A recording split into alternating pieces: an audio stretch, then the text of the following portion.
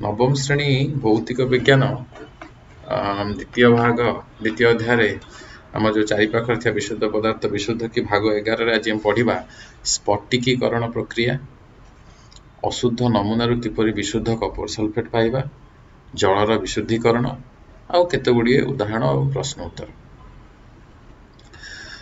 तो अशुद्ध नमूनारू किपरि आमे विशुद्ध कपर सल्फेट पाइबा सेथिपई गोटे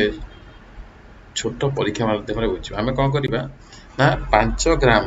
सिंबल करदे 5 ग्राम आम कपर सल्फेट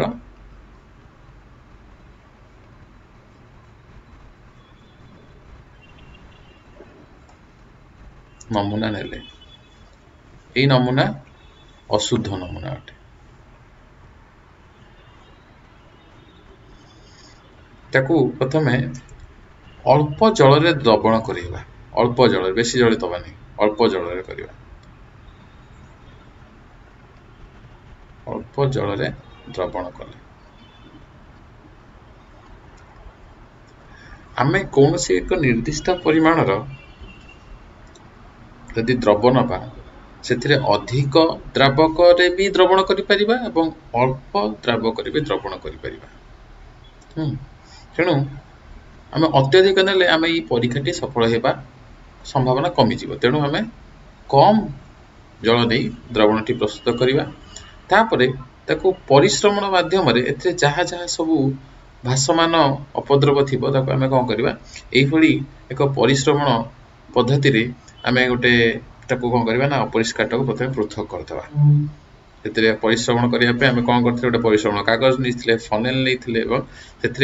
यही द्रवण को ढाड़ी आम पृथक कर सब कौन हम ना फिल्टर कागज रे सब अपद्रव रही एवं आम द्रवणटी पाइबा तापर कौन करवा आम जो चीनामाटीर पात्र रे आम जो द्रवण रहा आम आणिकी गरम करिके पृक्त द्रवण करवा पृक्त द्रवण अर्थात जो द्रवण रे द्रवर परिमाण एते मात्रा हो जाए जे तापर आउ अधिक द्रव मिसी पारे नाही ताको हम पृक्त द्रवण करते तेणु एटा हम कौन कले ना एटा चीनामाटीर पात्र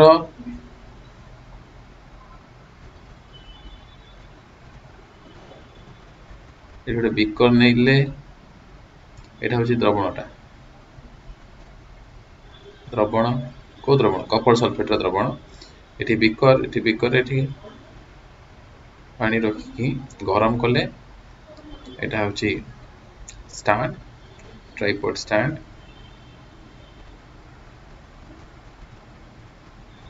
बर्नर से गरम कले एवं गरम कले कौन हम ना बाष्पीभवन हेब जल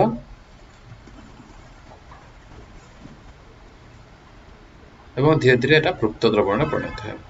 तापर कौन करवा ताको आमे नहीं आसीबा देखिए पृक्त द्रवण तो हम आरंभ हो जमीबा आरंभ हो द्रव तेणु आम कौन करवा ना को बंद करदे बंद कर दे आनी ठंडा करवा तापर कौन करवा ठंडा करवा से कौन करवा ना ये पात्र पर ढांकी दबा गोटे फिल्टर कागज ढांकी गोटे दिन घर तापमात्रा छाड़ीदबा धीरे धीरे धीरे धीरे धीरे धीरे ठंडा तापर आम कौन देखा ना ताहा क्रिस्टाल रे परिणत होइछि बा स्फटिक रे परिणत होइछि के कपर सल्फेट ताहला स्फटिक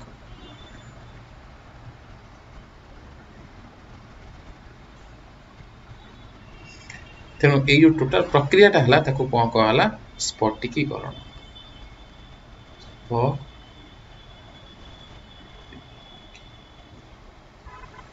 प्रक्रिया बा क्रिस्टलाइजेशन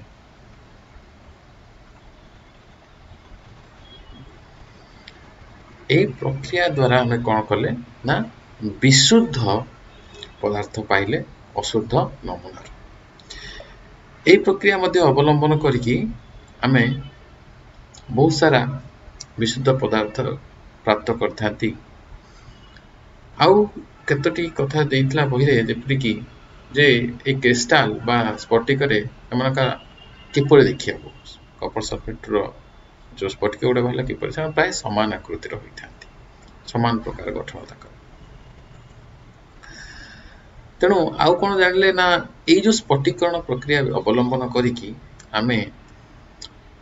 जो समुद्र जल जो लुण पाती से गुड़ा अपद्रव था अपद्रव को अपसारण करने बाहर करने आमे यही स्फटिकरण प्रक्रिया व्यवहार करि परिबा। तेणु स्फटिकरण पद्धति होची जे शुद्ध कठिन को स्फटिक आकार आमे पाइबा द्रवण। आ साधारणतः जो बाष्पीभवन प्रक्रिया ताठू यही स्फटिकरण प्रक्रिया कहीं अधिक लाभवान कारण बा अधिक भल कहीं ना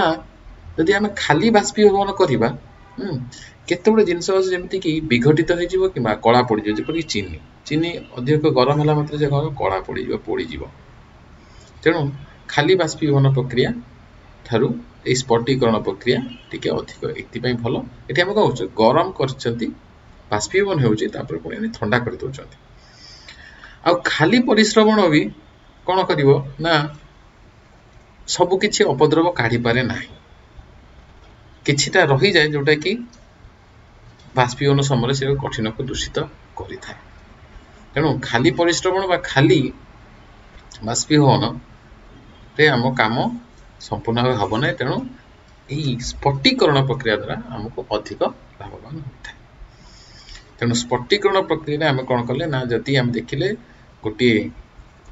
द्रवण रु किपरि शुद्ध कठिन स्फटिक आम पाइले मुख्यतः द्रवण रु शुद्ध कठिन स्फटिक प्राप्त कले स्फटिकरण प्रक्रिया स्फटिकीकरण प्रक्रिया।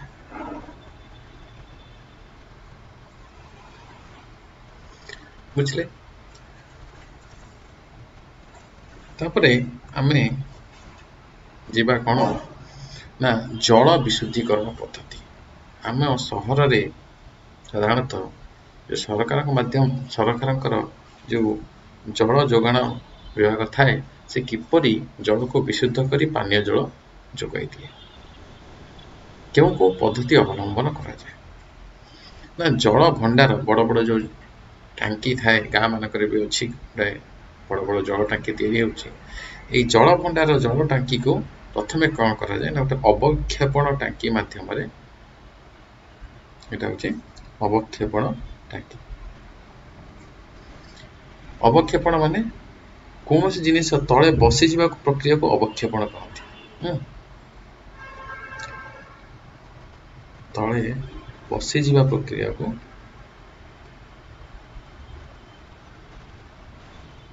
अवक्षेपण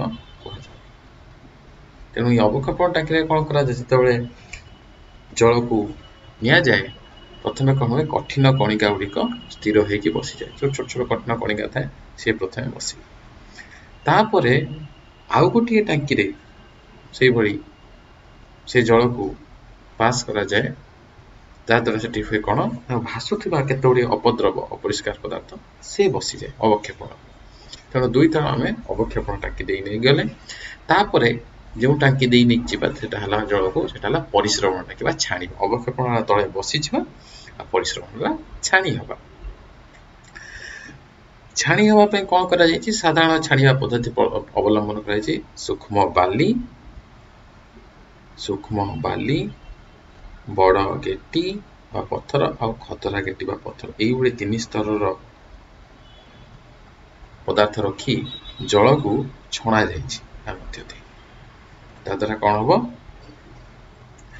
एटी किसी मात्रा जहाँ जल किसी अपद्रव थी से गुड़िक धीरे धीरे छाणी आपको कह जाए परिश्रवण छाणी हवा प्रक्रिया कह जाए परिश्रवण।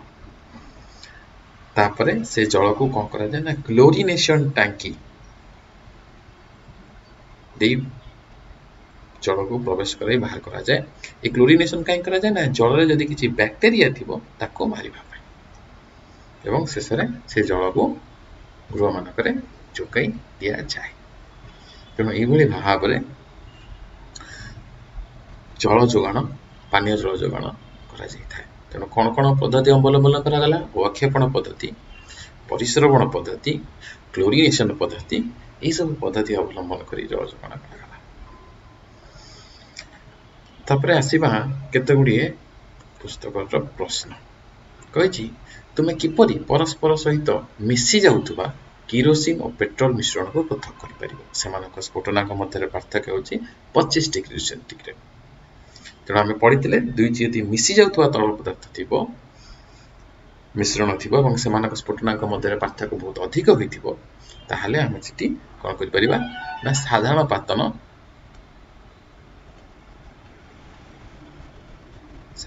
पातन पद्धति अवलंबन करि परिबा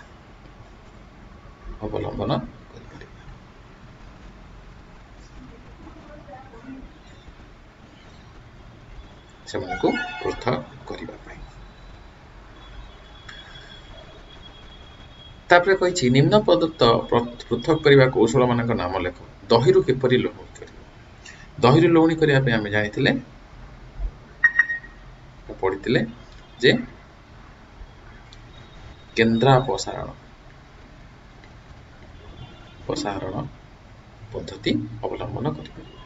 समुद्र जलर लुण किपरि पाइबा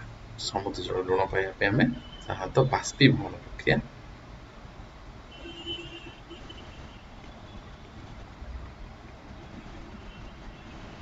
प्रक्रिया अवलंबन करिबा लुणरू किपरि कर्पूर पाइबा ना कर्पूर हेउछि गोटे ऊर्ध्वपाती पदार्थ तेणु ऊर्ध्वपातन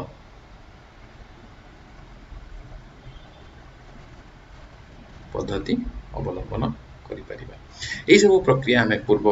भाग मानकर पढ़ी पूर्व भागर वीडियो देखले सब पद्धति विषय संपूर्ण भाव में जान परिबा स्फटिकरण कौशल द्वारा केउ प्रकार मिश्रण को पृथक करा जाए एठी साधारणतः कोन करा जाए ना